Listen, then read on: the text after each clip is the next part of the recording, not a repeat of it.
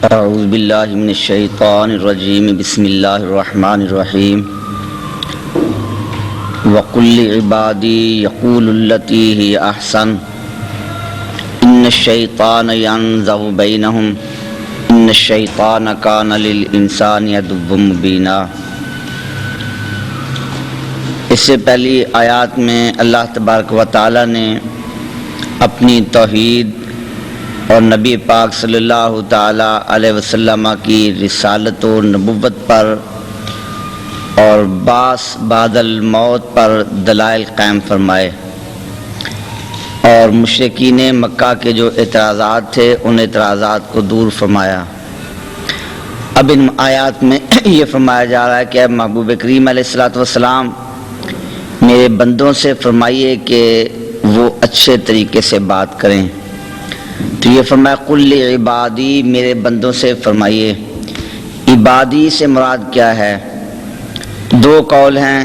ایک قول یہ ہے کہ عبادی سے مراد مومنین ہیں، کہ مومنین کو حکم دیجئے کہ جب تم کفار سے بات کرو اور ان کو دعوت اسلام دو، تبلیغ کرو، تو احسن طریقے سے بات کرو، ان کے سامنے نرمی کے ساتھ بات کرو، کیونکہ قرآن مجید میں فرمایا لا تجادلوا اہل الکتاب الا باللتی ہی احسن، کہ اہل کتاب سے احسن طریقے سے ہی بحث کرو۔ اسی طرح ایک مقام پر فرمایا ولا تسبوا الذین یدعون اللہ لا تسبوا الذین یدعون من دون اللہ فیسبوا اللہ عدوا بغیر علم، کہ جن کی وہ اللہ کے علاوہ عبادت کرتے ہیں ان کو تم گالیاں نہ دو، کہ وہ نادانی میں پھر اللہ تبارک و تعالیٰ کو گالیاں دیں گے۔ اگر تم ان کے بتوں کو گالیاں دو گے تو جوابی طور پر وہ اللہ تعالیٰ کی شان میں گستاخی کریں گے۔ اس لیے فرمایا کہ جب تبلیغ کرو اور ان سے گفتگو کرو تو اچھے طریقے سے احسن انداز کے ساتھ اور دلائل کے ساتھ بات کرو۔ اگر تم اس طرح لڑائی جھگڑا کرو گے، گالی گلوچ کرو گے، تو اس سے تبلیغ میں اثر نہیں ہوگا، بلکہ شیطان تمہارے درمیان ینزغ بینہم لڑائی پیدا کر دے گا، جھگڑا ڈال دے گا۔ شیطان انسان کا کھلا دشمن ہے، وہ موقع کی تلاش میں ہے، اس لیے پھر تبلیغ کے لیے احسن طریقہ اختیار کرو۔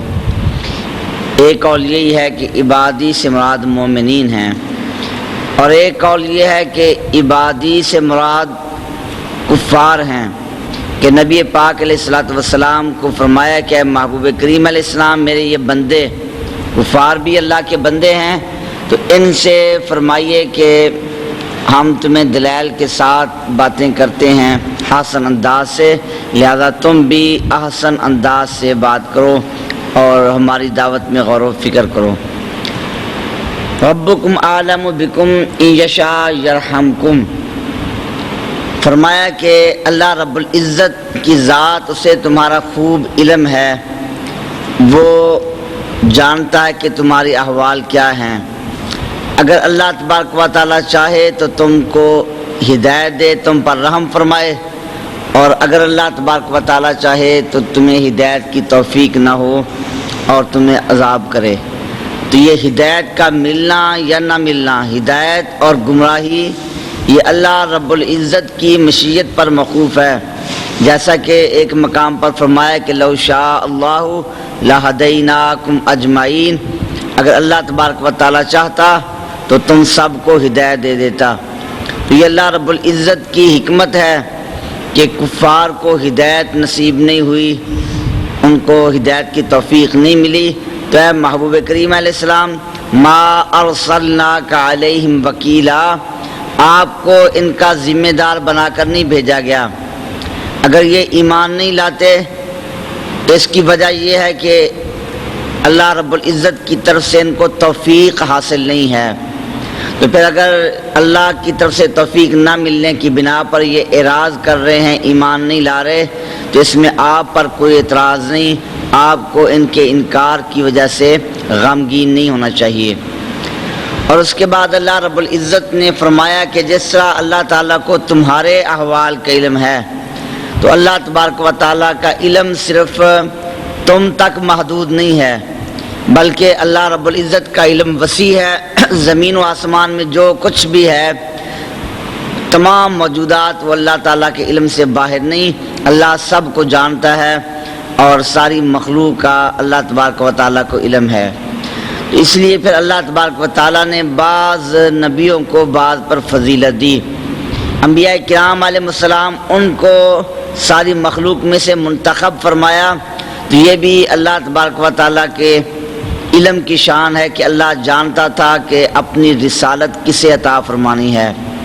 اللہ عالم حیث یجعل الرسالۃ، اللہ تعالیٰ کو خوب معلوم ہے کہ کس کو رسول بنانا ہے۔ تو اللہ نے انبیاء کرام علیہ السلام کی جماعت کو منتخب فرمایا رسالت اور نبوت کے لیے، اور پھر ان کے درمیان بھی اللہ تبارک و تعالیٰ نے فضیلت کے اعتبار سے مختلف درجات بنائے۔ بعض انبیاء کرام علیہ السلام کو بعض انبیاء کرام پر فضیلت دی، مثلا کچھ رسول بنائے، ان کو کتابیں دی اور احکام اور شریعت عطا فرمائے، اور کچھ صرف نبی بنائے گئے۔ تو یہ اللہ رب العزت جل مجدہ الکریم، اس کو علم ہے کہ کون کس شان کے مناسب ہے، تو پھر ہر نبی کو اس کی شان کے اور اس کے مناسب مقامات اور اعزازات عطا فرمائے۔ اور پھر خصوصی طور پر حضرت سیدنا داؤد علیہ نبینا علیہ الصلوۃ والسلام کا ذکر کیا۔ وَآتَيْنَا دَاوُودَ زَبُورًا، ہم نے حضرت داؤد علیہ الصلوۃ والسلام کو زبور عطا فرمائی۔ باقی انبیاء کرام علیہ السلام کا ذکر اجمالی طور پر کیا کہ انبیاء کرام علیہ السلام کو ہم نے شانیں دیں، اور بعض انبیاء کو بعض پر فضیلت دی، لیکن حضرت داؤد علیہ السلام کا نام لے کر خصوصی طور پر ان کا ذکر کیا، تو اس میں یہودیوں کا رد ہے۔ یہودی وہ کہتے تھے کہ حضرت موسیٰ علیہ السلام کے بعد کوئی نبی نہیں اور آپ کے بعد کسی کو کتاب نہیں ملی، تو اللہ تبارک و تعالیٰ نے ان کا رد فرمایا کہ حضرت سیدنا موسیٰ علیہ نبینا علیہ السلام کے بعد حضرت داؤد علیہ السلام ان کو بھیجا گیا اور ان کو زبور عطا فرمائی۔ قُلِ ادْعُوا الَّذِينَ زَعَمْتُم مِّن دُونِهِ، یہاں سے بھی مشرکین کا رد ہے کہ مشرکین یہ کہتے تھے کہ ہم اللہ کی عبادت کے لائق نہیں۔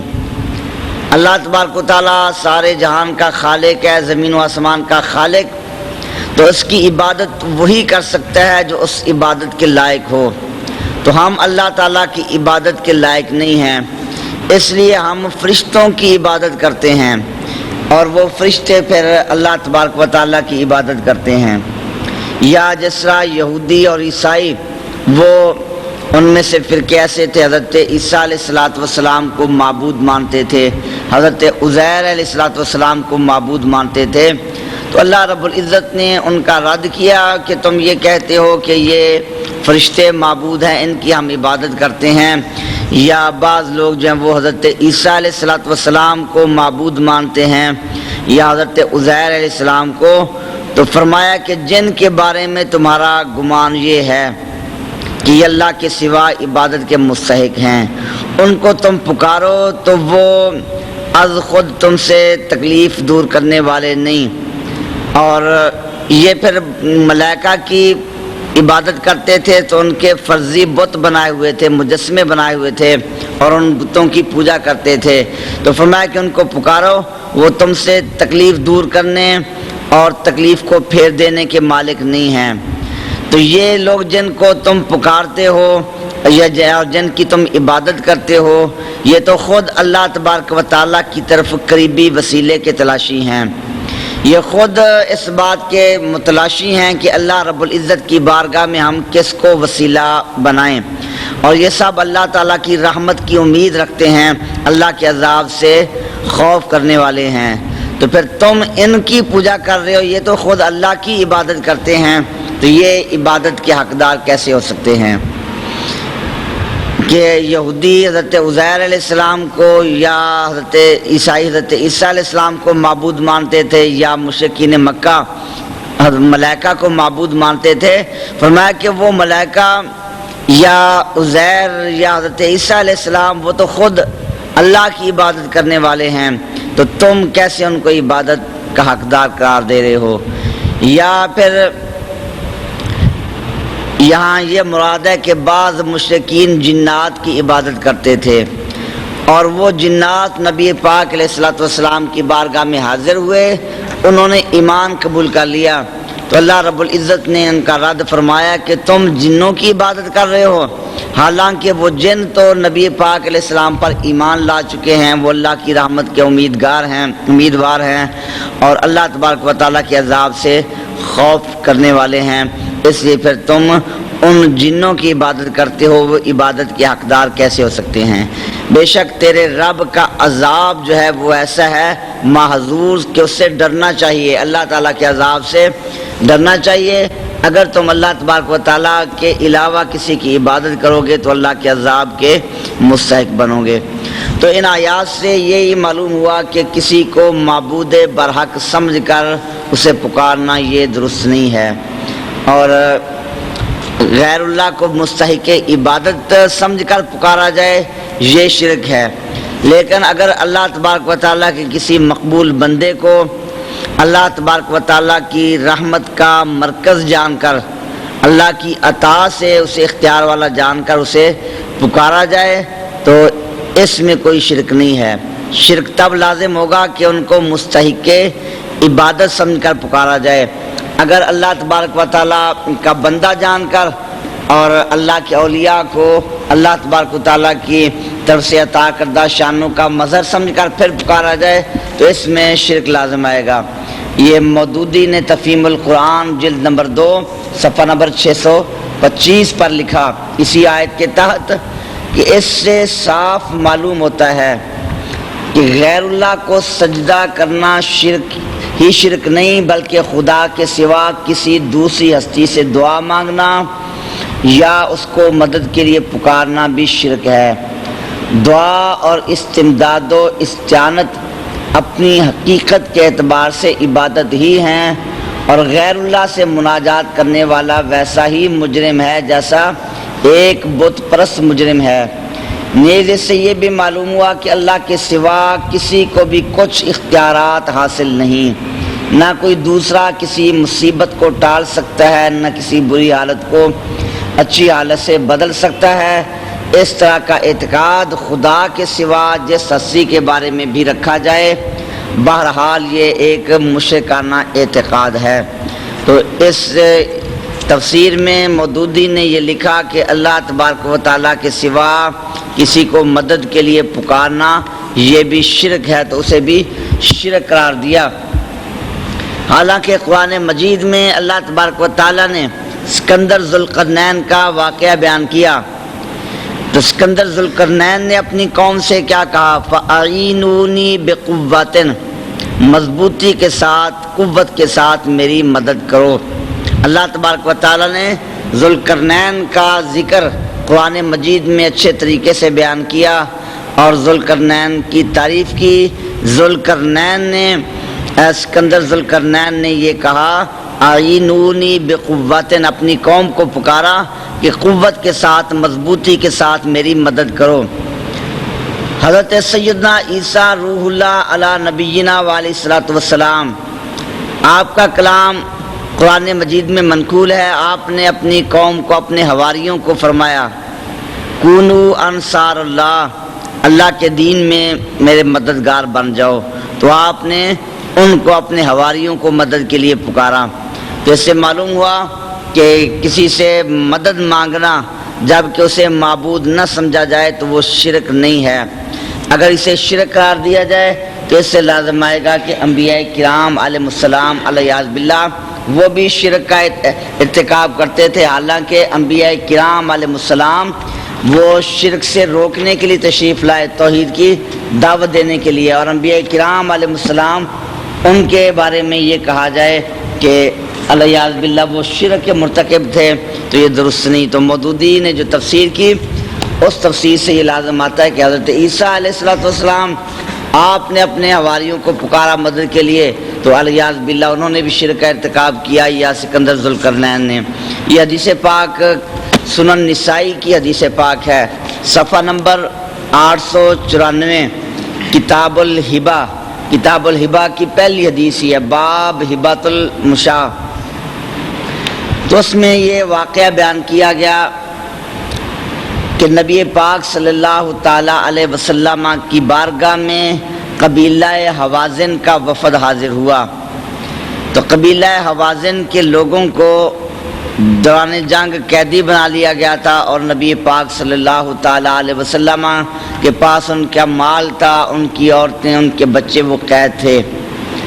تو انہوں نے آ کر آپ کی بارگاہ میں یہ فریاد کی کہ ہم پر کرم کیا جائے، ہم اس مصیبت میں مبتلا ہیں، آپ احسان فرمائیں. فَمْنُنْ عَلَيْنَا مَنَّ اللَّهُ عَلَيْكَ، آپ ہم پر احسان فرمائیں، اللہ آپ پر احسان فرمائے. تو نبی پاک علیہ الصلوۃ والسلام نے پھر انہیں یہ طریقہ تعلیم فرمایا کہ تم اس طرح کرنا، جب ہم ظہر کی نماز پڑھ لیں تو تم کھڑے ہو جانا. فَإِذَا صَلَّيْتُ الظُّهْرَ فَقُومُوا فَقُولُوا، تو پھر تم کھڑے ہو کر یہ کہنا اِنَّا نَسْتَعِينُ بِرَسُولِ اللَّهِ عَلَى الْمُؤْمِنِينَ أَوِ الْمُسْلِمِينَ فِي نِسَائِنَا، ہم اللہ تعالیٰ کے رسول سے مدد طلب کرتے ہیں. تو یہ نستعین کے کلمات نبی پاک علیہ السلام نے تعلیم فرمائے. حالانکہ قرآن مجید میں اللہ نے فرمایا ایاک نعبد و ایاک نستعین، ہم تیری ہی عبادت کرتے ہیں اور تجھ سے ہی مدد مانگتے ہیں.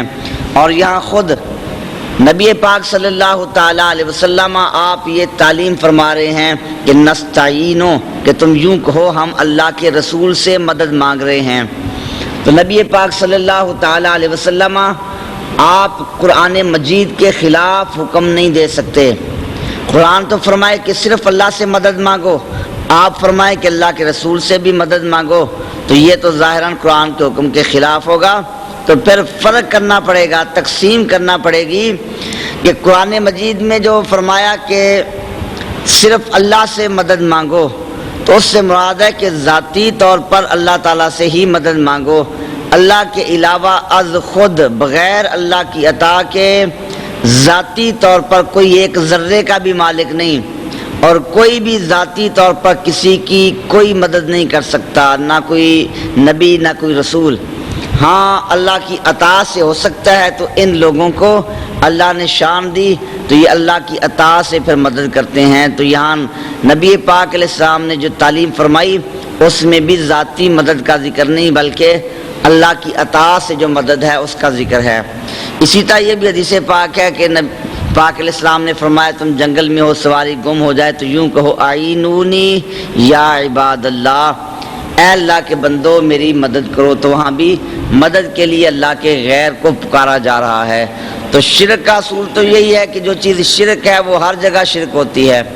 یہ نہیں کہ ایک کے لیے شرک ہو اور دوسرے کے لیے وہ جائز ہو جائے. تو جب یہ شرک ہوگا کسی کو مدد کے لیے پکارنا تو پھر ہر جگہ ہی شرک ہوگا. مولوی قاسم نانوتوی اس نے جو قصیدہ لکھا تو اس قصیدہ قصائد قاسمی اس میں یہ اشعار موجود ہیں، مدد کر اے کرم احمدی، اے کرم احمدی پکارا جا رہا ہے مدد کے لیے. تو پھر اگر اس بات کو شرک قرار دیا جائے تو ان کے اپنے مولوی جو ہیں وہ بھی اس فتوے سے محفوظ نہیں رہیں گے. اور پھر مودودی نے یہ جو عبارت ذکر کی اس میں یہ بھی کہا کہ انبیاء اولیاء جو ہے ان کو کچھ اختیارات حاصل نہیں، کچھ کا لفظ بولا یعنی بالکل ان کو کوئی اختیار حاصل نہیں. اسی طرح تقویت الایمان میں بھی اسماعیل دہلوی نے یہی لکھا کہ جس کا نام محمد یا علی ہے وہ کسی چیز کا مختار نہیں ہے. تو یہ اختیارات کی نفی کی کہ ان کو کوئی اختیارات نہیں ہیں، حالانکہ یہ بھی احادیث سے ثابت ہے. یہ مسلم شریف کی حدیث پاک ہے، اس میں نبی پاک صلی اللہ تعالی علیہ وسلم کے اختیار کا ذکر ہے کہ آپ زمین کے مالک ہیں، تو زمین کے اختیارات آپ کو حاصل ہیں. یہ حدیث پاک کتاب الجہاد کے اندر حدیث پاک موجود ہے، صفحہ نمبر 752.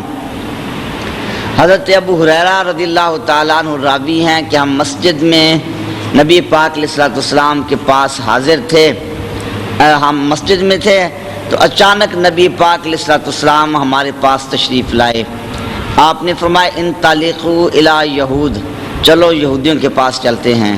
ہم آپ کے ساتھ باہر نکلے حتیٰ کہ ہم یہودیوں کے پاس پہنچ گئے. نبی پاک علیہ السلام وہاں کھڑے ہو گئے. آپ نے ان یہودیوں کو پکارا، میں یا معاشرہ یہودا اسلموا تسلموا، اے یہودیوں اسلام قبول کرو تم سلامتی حاصل کرو گے۔ تو یہودیوں نے یہ کہا قد بلغتا، آپ نے تبلیغ کر دیا، آپ نے جو کہنا تھا کہہ دیا، یعنی ہم اسلام قبول کرنے والے نہیں ہیں۔ تو نبی پاک علیہ الصلوۃ والسلام آپ نے ان کو جو ہے نا یہ 3 بار آپ نے فرمایا، پھر تیسری بار آپ نے فرمایا اعلموا انما الارض للہ ورسولہ، تم جان لو کہ زمین کا مالک اللہ ہے اور اللہ کا رسول ہے، اور میں چاہتا ہوں کہ تم کو اس زمین سے جلا وطن کر دوں، یہاں سے تم کو باہر نکال دوں، تو تم میں سے کوئی اپنا جو مال پائے وہ فروخت کر دے، ورنہ پھر جان لو کہ زمین کا مالک اللہ اور اس کا رسول ہے۔ تو نبی پاک علیہ السلام اپنے اختیارات کا بیان بھی فرما رہے ہیں اور ساتھ اختیار کا استعمال بھی فرما رہے ہیں۔ اللہ کی عطا کردہ شان سے نبی پاک علیہ الصلوۃ والسلام آپ نے اپنے اختیارات کا استعمال فرماتے ہوئے ان یہودیوں کو مدینہ منورہ سے باہر نکال دیا۔ اگر آپ اختیار نہیں رکھتے تھے ان کو جلا وطن کیسے کر سکتے تھے؟ تو آپ نے یہ بھی ذکر کیا کہ اختیار ہے اور ساتھ آپ نے اختیار کا استعمال بھی فرمایا۔ اسی طرح بخاری شریف کتاب الرقاق، بخاری شریف کتاب الرقاق صفحہ نمبر 1323، حدیث پاک 6509، حضرت سیدہ عائشہ صدیقہ بنت صدیق رضی اللہ تعالی عنہا وہ بیان کرتی ہیں کہ نبی پاک علیہ الصلوۃ والسلام جب تندرست تھے اس وقت آپ نے یہ فرمایا، آپ یہ فرمایا کرتے تھے کہ اللہ تعالیٰ کسی نبی کی روح قبض نہیں کرتا جب تک اس کو جنت میں اس کا ٹھکانہ نہ دکھا دے، اور پھر اس کو اختیار دے دیا جاتا ہے۔ نبی کو، ہر نبی کو فرمایا کہ اختیار دیا جاتا ہے، چاہے تو وہ دنیا میں رہنا قبول کرے اور چاہے اللہ کی ملاقات کو اختیار کرے۔ تو اس لیے اللہ تبارک و تعالیٰ کی طرف سے اسے جنتی ٹھکانہ دکھایا جاتا ہے تاکہ اللہ کے انعامات کو دے کر وہ اللہ کی ملاقات کو ترجیح دے۔ اسی طرح بخاری شریف کتاب المغازی صفحہ نمبر 894، حدیث پاک 4435، حضرت سیدہ عائشہ صدیقہ رضی اللہ تعالی عنہا وہ راوی ہیں، بیان کرتی ہیں کنت اسمع انہ لا یموت نبی حتی یخیر بین الدنیا والآخرہ، تو فرمایا کہ یہ میں سنتی تھی کہ اللہ کا کوئی نبی فوت نہیں ہوگا حتیٰ کہ اسے دنیا اور آخرت میں یہ اختیار دے دیا جائے، کہ اسے اختیار دیا جاتا ہے کہ چاہے تم دنیا میں رہنا قبول کرو چاہے اللہ کی ملاقات قبول کر لو۔